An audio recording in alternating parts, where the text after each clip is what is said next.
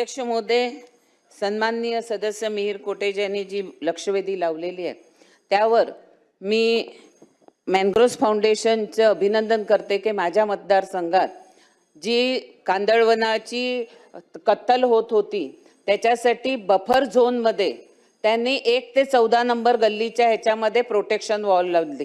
पण अध्यक्ष महोदय, माझं सन्माननीय मंत्री महोदयांना प्रश्न आहे की मुंबई महानगरपालिकेच्या बिल्डिंग फॅक्टरीचं जे डिपार्टमेंट आहे ह्यांच्याकडे गुगल मॅप आहे। 2000 आधी किती ठिकाणी मॅनग्रोव्ह होते, 2011 ला कुठे मॅनग्रोव्ह होते, 2014 ला कुठे मॅनग्रोव्ह होते, 2024 ला कुठे मॅनग्रोव्ह आहेत आणि ज्या अतिक्रमण करून बांधलेल्या झोपडपट्ट्या आहेत त्याच्यावर कारवाई होत नाही। दुसरी गोष्ट अध्यक्ष महोदय, ह्याच्यामध्ये कायदा असणं गरजेचं आहे।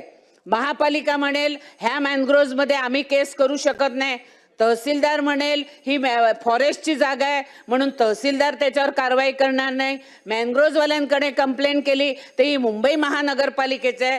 त्यामुळे सन्माननीय मंत्री महोदयाला माझा प्रश्न आहे की ह्याच्यासाठी महापालिका, कांदळवन आणि महसूल ह्या तिघां मिळून एक कमिटी करायला पाहिजे, ती तुम्ही करणार का? आणि तिसरा प्रश्न माझा आहे की नीता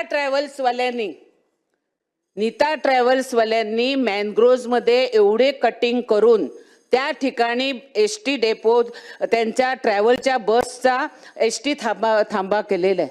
अध्यक्ष महोदय, वारंवार सांगून सुद्धा ह्या नीता ट्रॅव्हल्सला कोणाचे आशीर्वाद आहेत का त्याच्यावर कारवाई होत नाहीये?